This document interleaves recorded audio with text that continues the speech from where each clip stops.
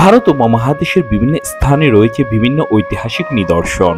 এই ঐতিহাসিক নিদর্শনের মধ্যে একটি হচ্ছে জমিদার বাড়ি, যা বাংলাদেশের আনাচে কানাচে ইতিহাসের সাক্ষী হয়ে দাঁড়িয়ে রয়েছে। এর সাথে এক একটা জমিদার বাড়ির আছে এক এক রকম ইতিহাস। চট্টগ্রাম জেলার রাউজান উপজেলার পশ্চিম ডাবুয়ার পরিত্যক্ত ভৈরব সওদাগরের জমিদার বাড়ি সেই ধরনের একটি জমিদার বাড়ি। রাউজানের মুন্সির ঘাটা থেকে পশ্চিম ডাবুয়ার ভৈরব সওদাগরের জমিদার বাড়ির দূরত্ব 30 মিনিটের। আজ আমাদের যাত্রা ভৈরব জমিদার বাড়ির উদ্দেশ্যে।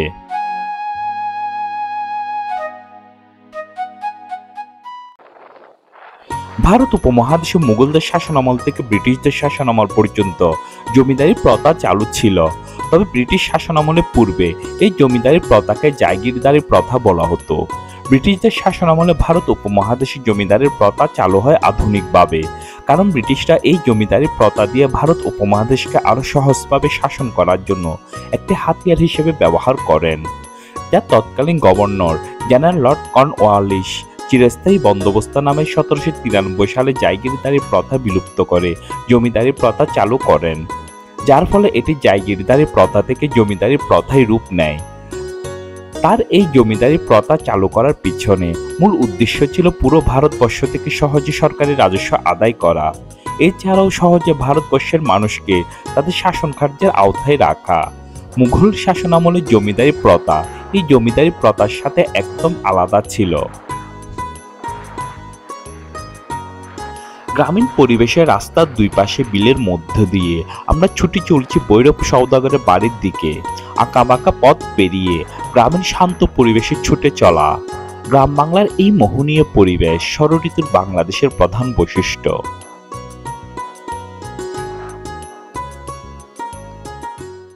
চট্টগ্রামের রাউজানের ইতিহাস ঐতিহ্যের সঙ্গে মিশে আছে প্রাচীন কারুকাজ মণ্ডিত ভৈরব জমিদার বাড়ি।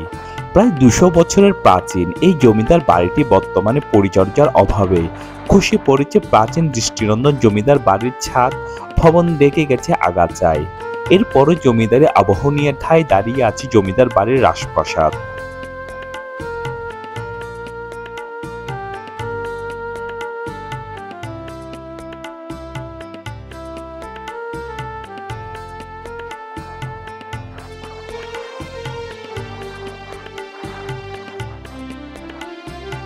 বাজার স্কুল পেরিয়ে আমরা এসে পৌঁছলাম ভৈরব সওদাগরের বাড়ির সামনে।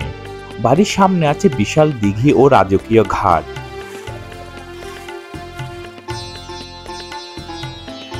দিঘির পাশে রয়েছে পুরনো একটি শিব মন্দির।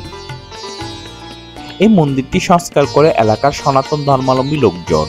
সেখানে প্রতিদিন পূজা ও প্রার্থনা চলে।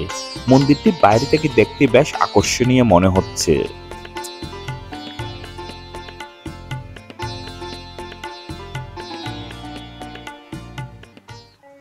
গাড়ি ছেড়ে এবার আমরা হেঁটে ঢুকছি বাড়ির পানে। বর্তমানে জমিদার বাড়িটি ঝোপ জঙ্গলে ভরপুর হয়ে ভুতুড়ে বাড়িতে পরিণত হয়েছে।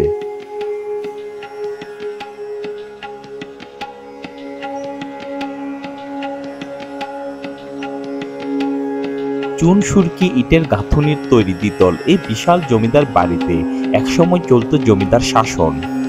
এখন আর সেই শাসন নেই, আছে শুধু পরিত্যক্ত জমিদার বাড়িটি।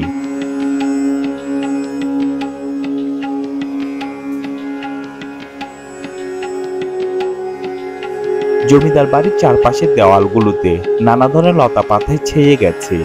এই বিশাল জমিদার বাড়িটি অনেকটা বিলীন হয়ে গেছে।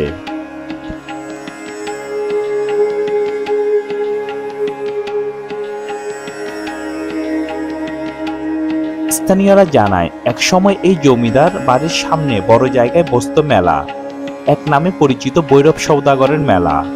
জমিদার বাড়ির ভিতরে প্রতি রাতে বসত নাচ গানের আসর। বছর বছর হতো রাসপূর্ণা উৎসব, কিন্তু কালক্রমে হারিয়ে গেছে এসব উৎসব। বিলুপ্তির পথে ঝোপ জঙ্গলে আড়ালে দাঁড়িয়ে থাকা জমিদার বাড়িটি।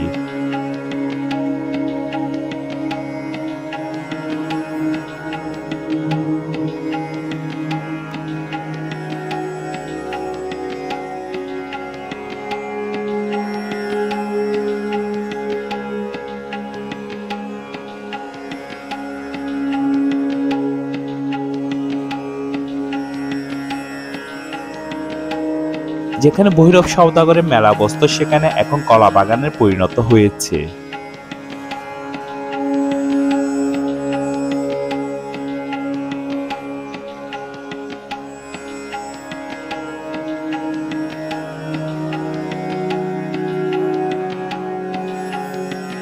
স্থানীয় লোকজনের সঙ্গে কথা বলে জানা যায়, জমিদার ভৈরব চন্দ্র পাল ছিলেন ব্রিটিশ শাসন আমলে প্রভাবশালী একজন ব্যবসায়ী ও জমিদার।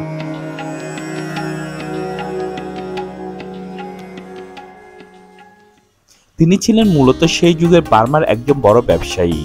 রাউজানের ডাবুইয়া, হলদিয়া, চিকদাইর ও পটিচুরি, খিরাম সহ বিভিন্ন এলাকায় ভৈরব চন্দ্র পাল সওদাগরের বিপুল পরিমাণ সম্পত্তি রয়েছে। তবে ভৈরব চন্দ্র পাল সওদাগরের বংশধররা বহু আগে ভারতে চলে গেছেন।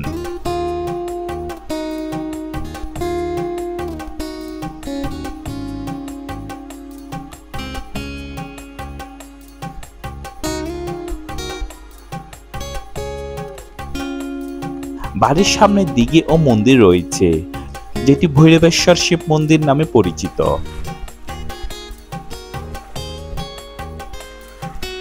দিঘির দক্ষিণ পারে রয়েছে 1901 সালে প্রতিষ্ঠিত সরকারি প্রাথমিক বিদ্যালয়। বিদ্যালয়টির নাম মধ্যম সর্তা রাম সেবক সরকারি প্রাথমিক বিদ্যালয়।